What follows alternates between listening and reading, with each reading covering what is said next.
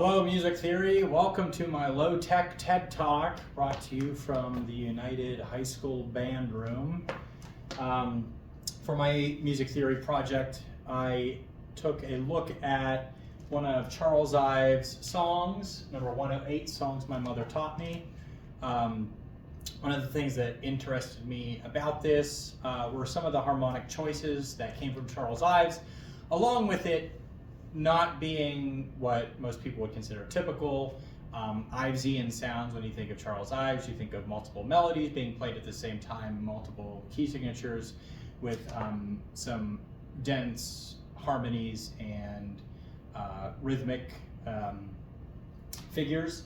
This is really a side of Ives that most people don't know of, and whenever I discovered this, I really enjoyed it. So I'm going to play a snippet of this and then dissect some of the findings that I had through my harmonic and motivic analysis.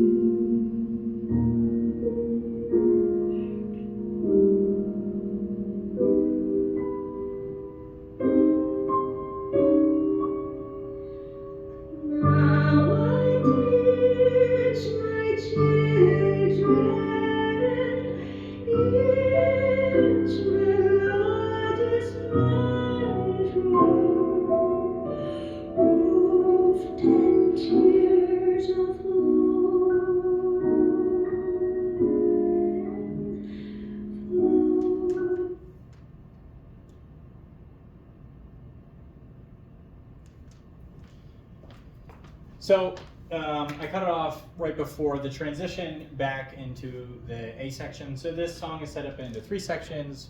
There's a small introduction followed by an A section, B section, and then an A prime section. So what I won't get into here is some of the motivic analysis that I did, but those are highlighted in blue and green and purple. One of the big questions that I had with this was the modulation that happens between the A section and the B section. Initially, whenever hearing it, it just struck me as kind of interesting. And then on looking at the score, Ives actually tackles what I think is a kind of difficult modulation, getting us from E flat major to G major. So this is actually kind of in line with what we've been talking about in class with this kind of chromatic mediant modulation-esque type of thing. And what I found, again, I've kind of thought was interesting. Now he does this modulation in only 5 beats. There's a bar of 3 and then a bar of 2. So what I think Ives did to make this happen is he sets the modulation up with this augmented 1 chord. And the fun thing about augmented chords is you can spell them 3 different ways and get 3 augmented chords. So the way that this is spelled, it's actually spelled as a C flat augmented chord immediately following this E flat triad. Now if I play it, we get C flat, E flat, and G natural. But if I mess about with that and I make E flat kind of the tonal center opposed to C flat, it sounds like an E flat augmented triad. And that just so happens to be also a G augmented triad if I made the G the root of the chord. So I think that he kind of mystifies for a second exactly where the tonic is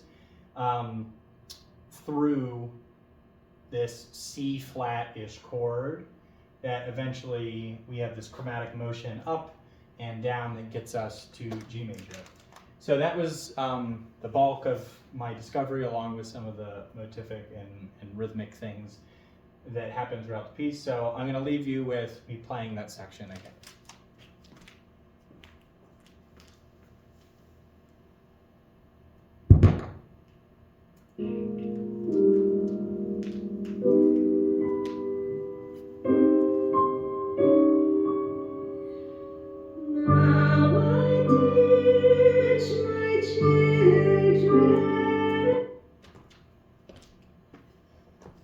Thanks for watching and listening. Have a happy finals.